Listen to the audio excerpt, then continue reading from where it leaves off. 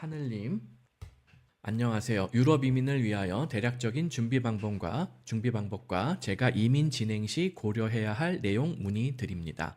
이민 계약 방법, 이민 업무 회사에 방문해서 계약하는지 등의 구체적으로 어디에서 계약해야 하나요?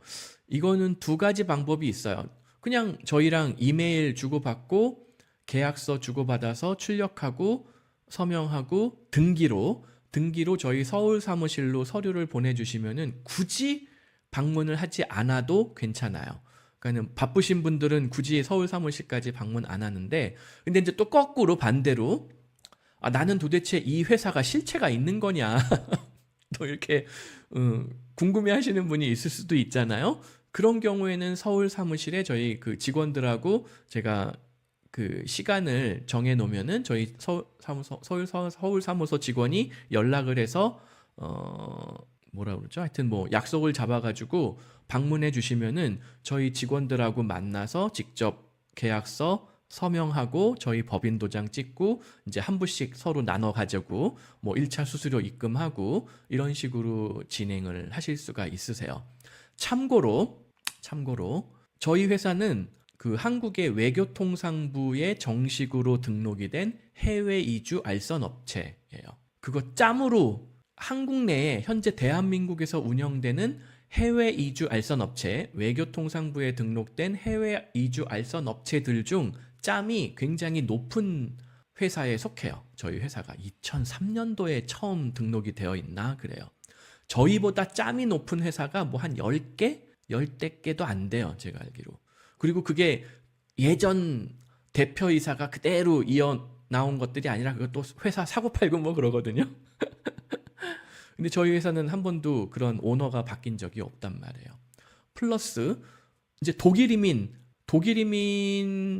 많이 문의하시잖아요. 그게 뭐 독일 이민만 저희가 전문으로 하는 게 아니에요. 사실 저희가 뭐 미국 이민도 하고 호주 이민도 하고 캐나다 이민도 하고 뭐 동남아 은퇴 이민도 다 하는데 문제는 그 조건이 맞는 분들이 별로 없어요.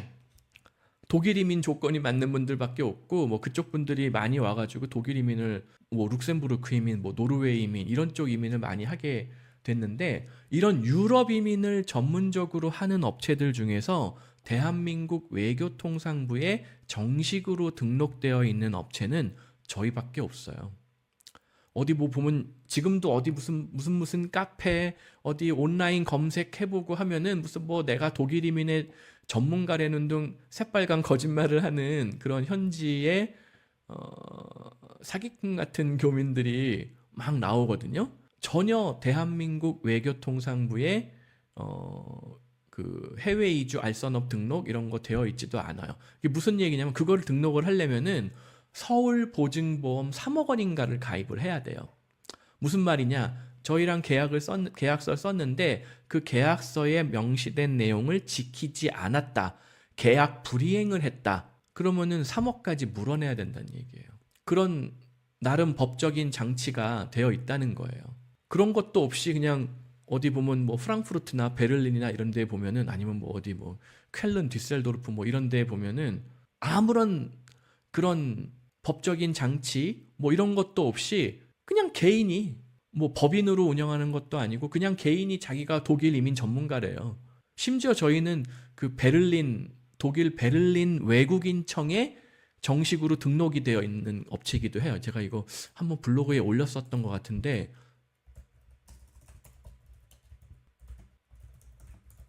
믿기지 않으시겠지만 저희는 내가 이거 어디다 올렸지? 예, 여기에 있나? 제가 그 사진을 어디다가 따로 올리고 아마 못했는데 아무튼 저희 회사가 베를린 외국인청에도 등록이 되어 있어요. 믿기지 않으시겠지만 그 서류를 제가 얼른 못 찾겠는데 제가 필요하신 분들은 제가 한번 보여드릴게요. 서울 보증보험 3억 원 가입 증서, 외교통상부 해외 이주 알선업 등록 문서 이런 거 저희가 다 보여드릴 수가 있어요.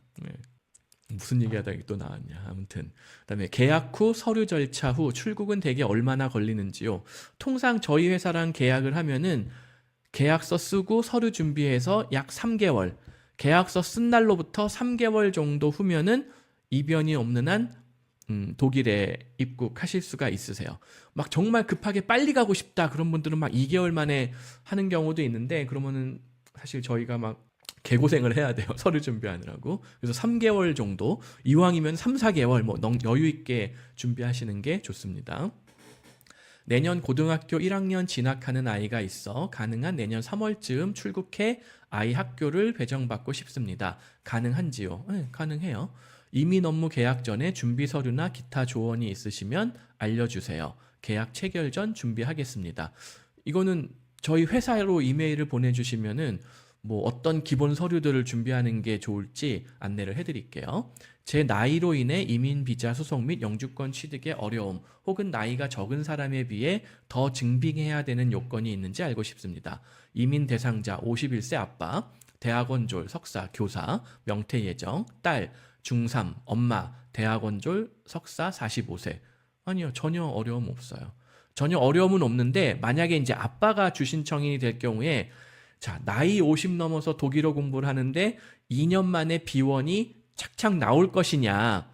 아, 이게 제가 뭐 대부분 나오기는 하는데 혹시라도 2년 만에 독일어 비원이 안 나올 수도 있어요. 그러면은 27개월 만에 독일어 A1 기초라도 받아야지 영주권이 나오거든요.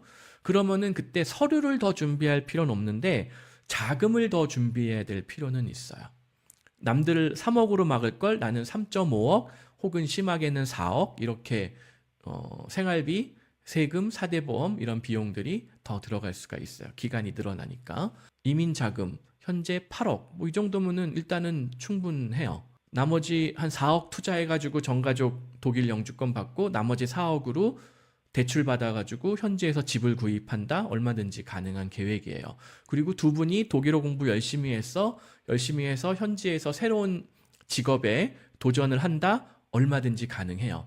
그리고 지금 엄마, 아빠 모두 다 교사로 근무 중이라고 하셨는데 제가 이거 오늘 바로 그 글을 올려드렸던 것 같은데 독일어 한 B2만 공부하면은 뭐 초등학교, 중학교, 고등학교 교사로는 일을 못해요. 왜냐면은 B2 실력으로 정규 공교육 과정의 교사로 일하기는 쉽지는 않은데 어린이집 유치원 교사로는 일을 할 수가 있어요. 이게 교사라기보다는 한국에서 이제 어린이집 교사라고 칭하기는 하는데 이게 정확하게는 교사라기보다는 차일드 케어 워커에 해당이 되는 거거든요. 여기 보면은 사회복지 서비스 인력이 2만 8천 명이 지금 당장 모자라다고 난리예요. 유치원에 정원을 더 아이들을 받아야 되는데 선생님이 없어서 유치원 아이들을 더 못 받는 막 이런 동네들이 존재한다는 거예요. 거기서 이게 어디 나오냐면은 제가 이거 번역까지 다 해놨다고요. 보육 및 교육 담당 전문 기술가는 이제 이거를 이제 독일을 그냥 직독직해를 하다 보니까 이렇게 된 건데, 그러니까는 어린이집, 유치원 혹은 뭐 선생님 이런 것들을 의미하는 거예요. 그게 지금 당장 4,443명이 모자르다는 얘기예요. 그러니까 두 분 같은 경우에 이미 한국에서 교사 자격이 있기 때문에 제가 알기로 이거 독일어 B2만 만들고 한국 자격증 전환하면은 어린이집 교사 뭐 약간의 추가 교육이 있을지 모르겠어요. 뭐 독일의 중고등학교 막 김나지움 가가지고 내가 누굴 가르치지는 못해요. 하지만 어린이집 교사는 충분히 가능하다. 혹은 또 드물게 이분들이 전공이 뭔지 모르겠는데 만약에 수학 선생님이었다 한국에서. 그러면 수학 선생님들은 통상 독일어를 조금 못하더라도 하다못해 동네 아이들 과외 교사라도 할 수 있는 가능성이 높아져요. 독일어 B2로는 수학 선생님 못하는데 어쩌면 C1 이 정도 받으면 수학 선생님으로 취업하는 게 가능할지도 모르겠어요.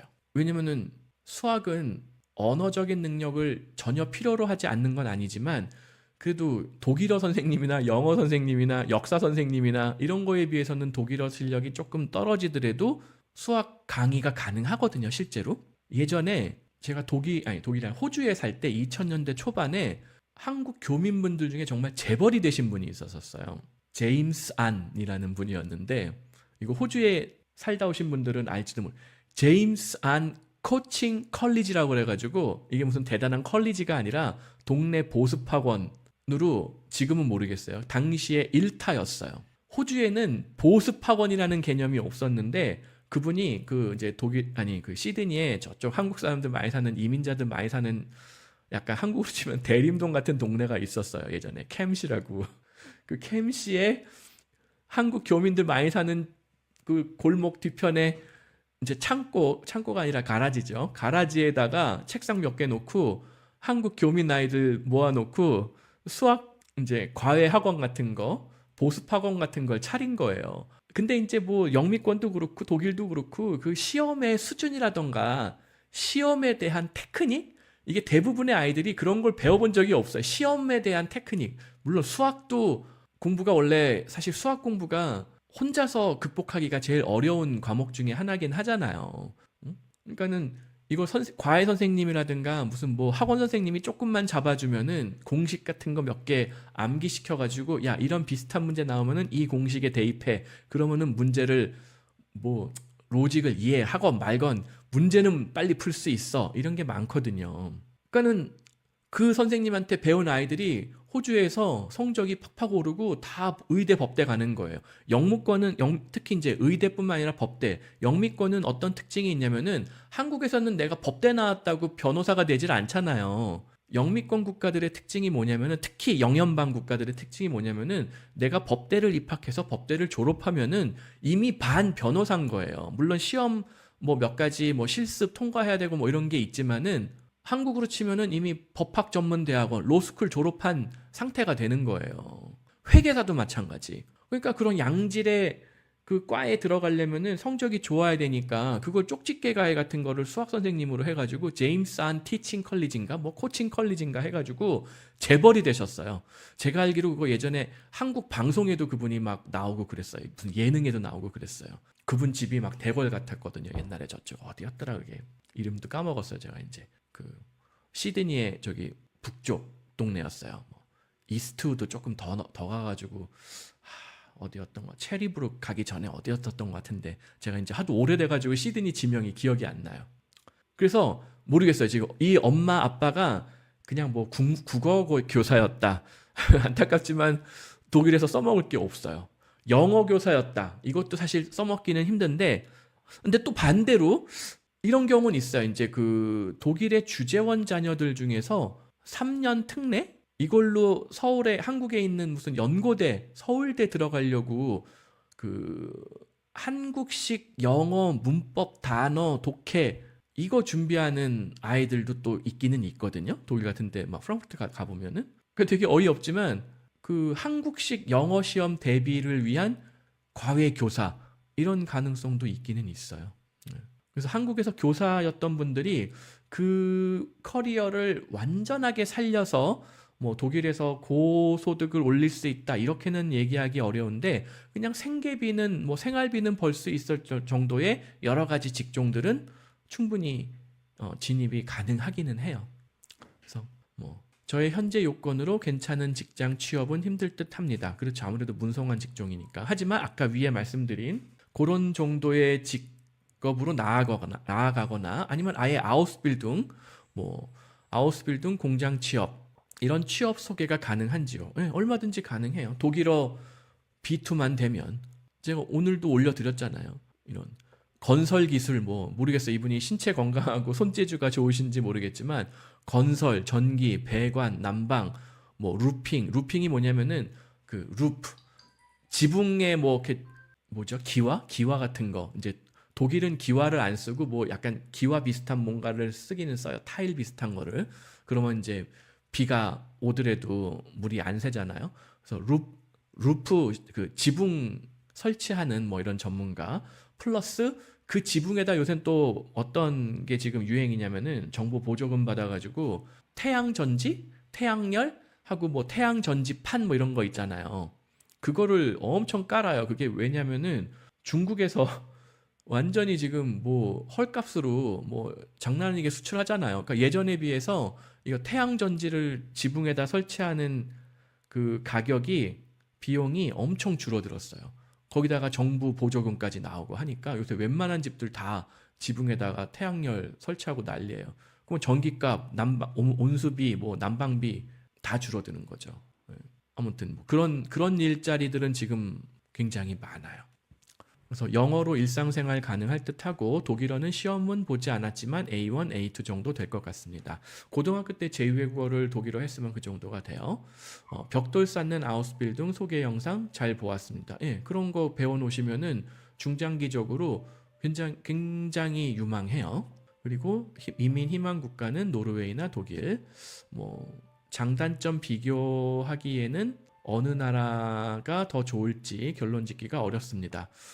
알려주신 자금 상태라던가 전후 상황을 봤을 때는 독일이 조금 더 유리하기는 해요.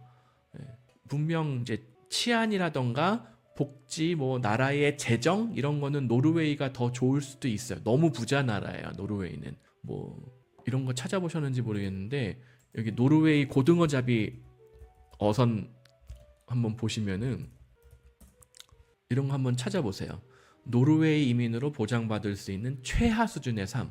자, 고등어잡이 어부의 삶은 솔직히 말하면 그 나라에서 제일 3D 업종 중에 3D 업종일 거 아니에요. 힘써야 되고 바다의 그 북해의 파도가 엄청 세요. 저희 가족이 예전에 북해에서도 이제 안쪽 바다는 그나마 나은데 바깥쪽 바다는 정말 죽겠더라고. 다 토하고 난리 나셨어요. 저희가 예전에 노르웨이 놀러 갔다 오면서. 그런데도 이거 한번 찾아보세요, 나중에. 노르웨이 고등어잡이 배의 시설이라던가 근무 여건을 보면은 이게 어선인가? 이게 정말 어선인가? 싶을 거예요. 어딨냐? 제가 여기 올려놨으니까 이거 한번 보세요.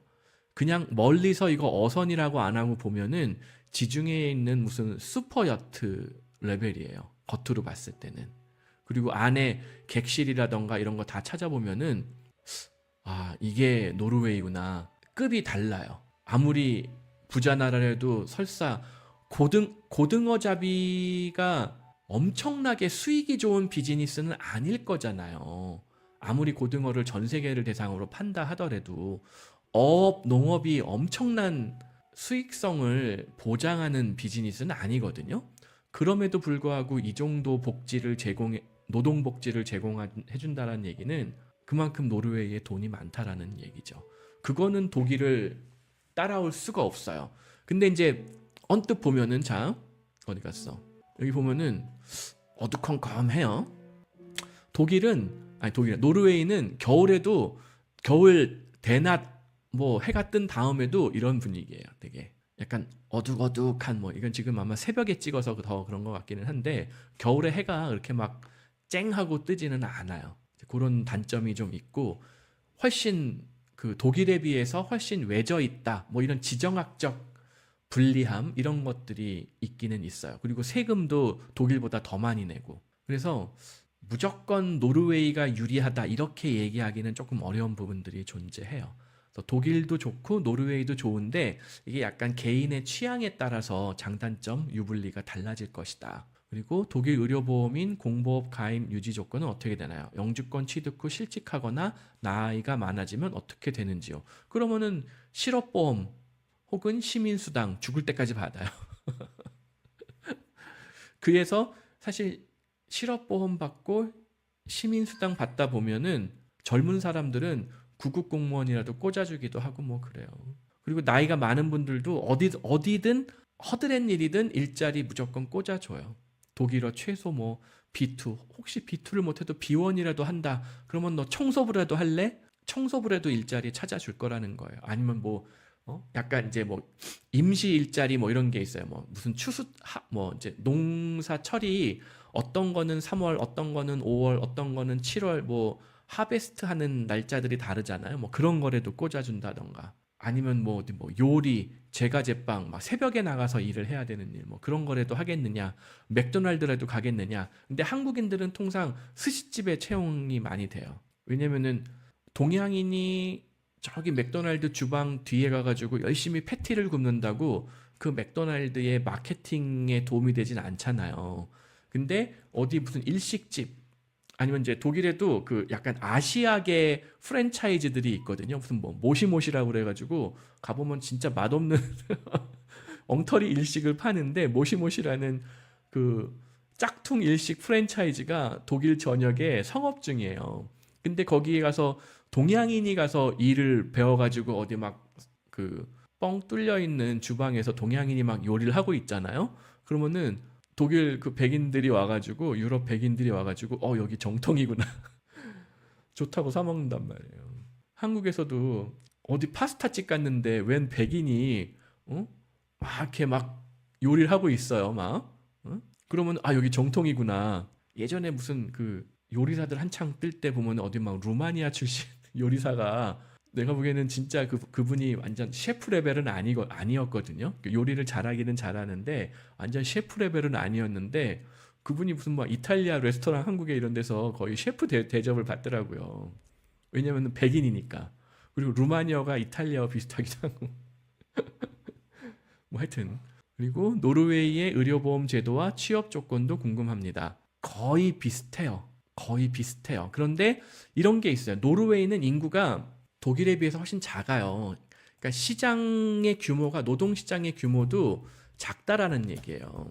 자, 노르웨이 인구가 뭐 이 정도예요. 한 550만? 550만. 항상 이거를 비교해야 돼요. 규모의 경제가 어떻게 차이가 나는가. Germany population 8,400만. 자, 8,400만 대 550만. 여기서 차이가 나는 거예요. 노르웨이가 좋은 나라기는 한데 다양한 일자리가 아주 막 여기저기 널려 있다. 이렇게 얘기하기에는 조금 어렵단 말이에요. 그러니까 동양인이 진입할 수 있는 특정 몇 가지 난 고등어 공장, 연어 공장이라도 가겠다. 새우 무슨 껍질 까는 데라도 가겠다. 스시 레스토랑에도 가겠다. 그 외에 다른 게 뭐가 있는지 제가 모르겠어요. 근데 노르웨이어 공부해가지고 나 노르웨이에서 회계 공부해가지고 회계사 자격 취득하겠다. 그것도 안 될 이유는 없어요. 그것도 가능해요.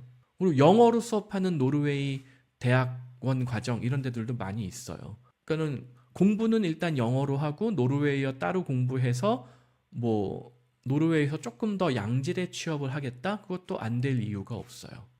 근데 이제 여기서도 이제 언급을 하셨지만 긴 시간 동안 배워서 취업하기에는 많은 나이고 하니까 최대한 단기간에 빨리 취업을 해가지고 직업훈련을 통해서 안정적인 일자리, 안정적인 소득으로 나갈 때는 독일 같은 국가가 훨씬 유리하기는 하다. 왜? 일자리가 다양하게 골고루 여기저기 많이 있기 때문에. 노르웨이는 애초에 인구가 많이 없는 나라기 때문에 선택의 폭이 그렇게 넓지는 않아요. 그래서 물론 이제 공무원이라서 근데 이제 아빠가 일찍 명퇴 예정이니까 어차피 아빠하고 따님하고 먼저 가고 엄마가 조금 뒤따라 온다던가 아니면 엄마는 또 유학휴직을 해도 되고 아빠가 명퇴를 했으니까 아빠가 해외에 취업한 걸로 처리가 되면은 엄마는 배우자 해외 취업으로 또 휴직이 돼요. 이거 공무원이 아닌 분들은 이게 무슨 얘기인가 또 이해가 잘 안 되실 수가 있는데 다들 그렇게 하세요. 아빠가 공무원이 더 이상 아닌 상태에서 해외에 일자리 고용계약서 받아가지고 블루카드 받고 나오면은 엄마가 육아휴직이 아니라 그 배우자 해외 취업에 따른 휴직 이게 또 몇 년이 돼요. 그런 식으로 진행을 하시면은 지금 하늘님 가정 같은 경우에 조금 서둘러서 이 따님이 어떤 커리어를 희망하는지는 모르겠지만 이거 빨리 독일 같은 데 와가지고 독일어 공부하고 어떤 커리어로 나가느냐에 따라서 그 테크트리를 정확하게 설계를 해서 그거를 꾸준하게 조금 시간이 걸리더라도 안전하게 나갈 수 있는 그 전략 계획을 세우는 게 더 중요할 것 같습니다. 그러니까 사실 이것도 중요한 포인트예요. 노르웨이에 가서 지금 중3인 따님이 노르웨이 가면은 노르웨이어랑 영어 요 두 가지를 배우는 거에 집중을 할 텐데 노르웨이어의 가장 큰 단점은 노르웨이 바깥에서는 별로 쓸모가 없다는 거예요. 그 550만 물론 노르웨이어를 잘하는 사람이 덴마크어나 스웨덴어나 이런 거를 아이슬란드어나 이런 거를 조금 더 잘 배우기는 해요. 또 노르웨이어 잘하는 사람이 독일어나 네덜란드어도 잘 배워요. 이게 다 같은 뿌리를 갖고 있는 언어거든요. 근데 완전 또 직접적으로 똑같지는 않단 말이에요. 반면에 아까 독일은 이미 독일 인구 자체가 8,400만, 8,500만 가까이 되고 나는 독일보다 더 상급지로 가겠다. 그러면 오스트리아, 스위스, 룩셈부르크 독일보다 더 연봉 대우가 좋은 나라들로 따님이 무슨 커리어를 뭐 추구할진 모르겠지만 얼마든지 이어나갈 수 있다는 거죠. 그래서 그런 것까지 고려하면 저는 일단은 독일을 1순위로 잡는 거를 하늘님에게 권해드리고 싶네요. 아이고, 내용을 길게 적으셔가지고 제가 말이 길어졌습니다. 예, 예. 서울보다 적다. 예. 산포드 장님, 노르웨이 인구는 서울보다도 작아요. 그게 장점이자 단점이 될 수도 있는 거죠. 네, 네. 여기 수리님이 어차피 시민권을 목표로 한다고 하면 독일이나 노르웨이보다 더 물가 싸고 비용이 적게 들어가는 EU 국가에서 5년 있다가 시민권 받은 후에 더 복지나 교육 여건이 좋은 나라로 가는 전략이 나은 것 아닌가 했는데 맞기도 하고 틀리기도 해요. 그러니까 시민권만 받으면 나는 땡이다. 나는 뭐 아이들 교육시킬 것도 없고 뭐 커리어적으로 유리하게 만들 것도 없고 독일어, 프랑스어, 영어 공부 뭐 안 시켜도 좋으니까 저기 크로아티아 이런 데 가가지고 5년 버티고 빨리 영주권 받겠다. 아니 빨리 시민권까지 받겠다. 그럴 수도 있어요. 근데 자녀를 제대로 양질의 교육을 시키면서 그것도 무료로 혹은 저렴하게 그랬을 경우에 과연 크로아티아에 가면은 얼마나 좋은 학교들이 많이 있을 것이냐. 발칸반도 정치적으로, 경제적으로, 사회적으로 붕괴가 됐잖아요, 솔직히. 그런 단점이 있다는 거죠. 그리고 오히려 물가가 저렴한 나라들일수록 5년 만에 시민권을 주는 나라들이 별로 없어요. 포르투갈 정도? 포르투갈 5년 만에 시민권 받을 수가 있어요. 물론 포르투갈이 아까 말씀드렸던 피그스 컨트리의 대표 주자죠. 나라가 경제가 그렇게 좋지가 않아요. 포르투갈어를 아이들이 배웠을 때 무슨 이득이 있을 것이냐? 별로 없다는 거죠. 솔직히 말해서. 물론 아예 못하는 것보다는 나은데 포르투갈어를 5년 동안 죽어라 배울 열정이면은 프랑스어를 그 아이가 5년 동안 배웠을 때 얻을 수 있는 커리어 기회, 독일어를 5년 동안 배웠을 때 얻을 수 있는 기회, 이거는 게임이 안 돼요. 이것도 제가 블로그에 불과 며칠 전에 올려드렸었던 것 같거든요. 한번 보세요. 저희 첫째 같은 경우에 영어, 독일어, 불어가 다 돼요. 물론 불어는 조금 못하기는 하는데 못해도 프랑스나 룩셈부르크나 스위스의 대학에 진학할 수 있을 정도 수준의 불어 실력이라는 거예요. 그래서 이런 내용들 한번 보시면은 야, 영어하고 독일어하고 불어를 모두 다 구사할 수 있으니까는 이렇게 대학 선택의 폭이 넓어지는구나. 이거를 깨달으실 수 있을 거예요. 한번 요거 시간 되실 때 다들 한번 읽어보시면은 좋을 것 같습니다.